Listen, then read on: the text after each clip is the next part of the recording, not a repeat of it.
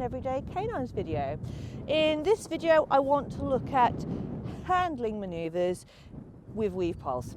So when we're thinking about weave poles, for our dog it's really a set behaviour. It's one of the few things in agility where there's only one behaviour the dog can perform. It goes in, it weaves, it comes out. Simple as that. No matter where the handler is, that is the only behaviour the dog can perform on that piece of equipment. But there are certain different things, the way the handler handles it, that will change what happens in the behaviour, and it's important to know these types of handling. So first of all, I want to talk to you about, let's talk about what a typical handling motion would look in a beginner stage. So in a beginner stage, most people will start either on the left or on the right, and they would send the dog on the nearest arm, and they would go with the dog and collect the dog. And we could do that reverse, so we would do it on the right, and in this case, remember, the dog has to come in on the left shoulder, so the dog has to push around that pole, and again, send with that arm, run with the dog. That's going to be your basics. Pick up, that's going to be your basics. That is if you've just got straight poles and there's a tunnel or something at the end. That's going to be your beginner's mode.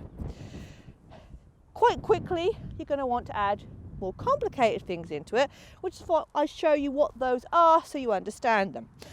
So to start with, let's talk about if we want to change sides after the weave poles. So say I've brought my dog down this side, but I need to be that side when the dog ends.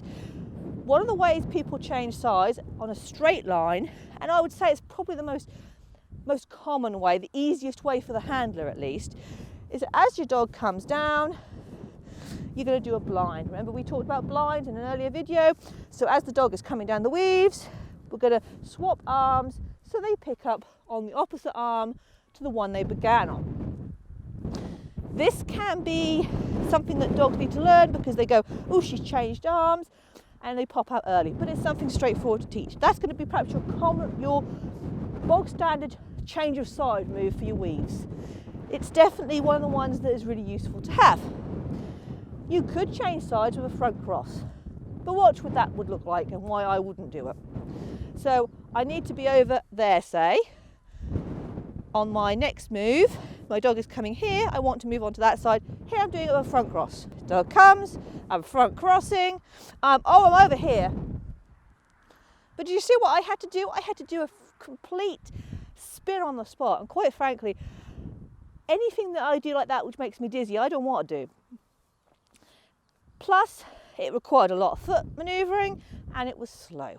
So on a straight line like this, I would always opt for a blind if I was ahead of the dog. Supposing I wasn't ahead of the dog, supposing I was behind the dog.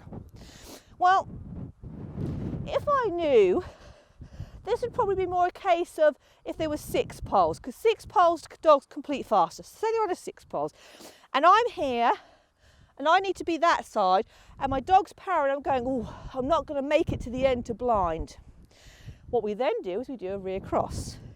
Our dog goes in the weave poles, and obviously there wouldn't be another pole here.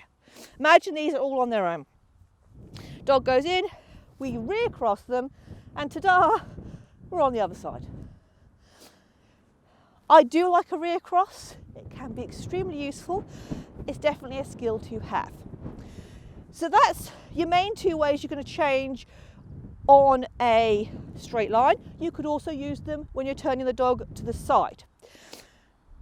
Going back to the front cross at the end of the weave poles, you will see a front cross at the end of the weave poles, but usually it's when you want your dog to do a tighter turn. So for instance, say my dog's coming out here and I need them to turn over here. And maybe the jump is even set back a little bit. So I want to really shape this turn and get them to turn tight. I will come here, I will front cross, pick up the dog on a different arm and send, and away we go. Same would apply on this side.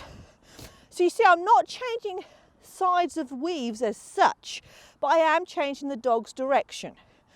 So again, they'd be coming out that side this time, and I pick them up. That's where you would use your front cross on your weaves. You could also do that with a blind. You could, if your dog nose has turning cues out of the weave poles, you could come here, you could blind, call their name and send them off.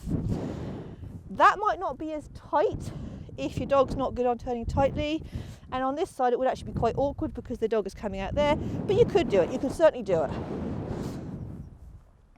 You could also do it on a rear cross, but except they're not coming out on that side. This is more if they're on the same side, but say I needed them to do turn out, I'm not going to be on the opposite side, they need to turn out and then turn back on themselves, I could do that. Send them in, come here, call them. So, but that's where you'll see your front cross. It's when you're doing a tight change of direction and you need to slow your dog down to get them there. Usually they're doing back on themselves. Now, another place you can see handling is before your dog even gets into the weaves, you might choose to change directions earlier on. I tended to do this more when I didn't have a rear cross on the weaves and I knew I wasn't going to get to the end. So I do this panicky bit of handling to try and get myself on the correct side before my dog entered the weaves. Again, suppose there's a jump there, the dog is coming over this jump. They're coming in on this side, but oh, I need to be that side. So the dog comes over and I might choose to do a really quick blind and pick them up on this arm and send them into the weaves. Might choose to do it as a front cross. So dog is coming there, I front cross. Sometimes people do that to slow them down into the weave entry if it's a slightly difficult weave entry. They are perfectly feasible things to do, but, big but. I used to do those when I had to because I didn't have a rear cross, and there were situations where my dogs missed the weave pole entry. And the reason for this was I blocked it. I blocked the visual. When a dog is coming at the weave poles, they actually need to see quite early on where the weave pole entry is to be able to take it. They need that visual. If I'm here blocking it, so maybe they get here before they see the weave poles, they might have been powering flat out because they didn't realise there was weave poles coming. And to get a weave pole entry, your dog actually does have to slow a fraction. They still want to be powering into it, but they have to just collect. So they get here and the dog goes, uh-oh, I didn't see that entry. I can't make that. I'll do the next one. And I had that lots of times. So crossing before the weaves, you have to be really sure that you can be enough ahead of the dog to give them time to see the weave entry. And you mustn't get right on top of them and block their line. So it's not an option I choose to do very often at all. The only time might be if I had a really tricky weave entry that I wanted the dog to slow down a bit for and go, but even so, it would be unusual. I would prefer the rear cross or blind after. Those are your basic handling moves that you'll see with your dogs. I could also talk to you about turning the dog back on itself after the weaves, which would happen. You could also have a situation where you're this side and the dog has to turn away from you. They are more advanced moves. They are something to worry about when you're getting to a higher competition level. And, you know, at this stage, what I've gone through is what you're going to need. So now you know what you're going to be seeing on a course potentially. You know what you might want to start thinking about training with your dog. I hope you've enjoyed this Everyday Canines video. If you have, you might subscribe to the YouTube channel. You can also check us out on Facebook and Instagram, and I hope to see you all again very, very soon.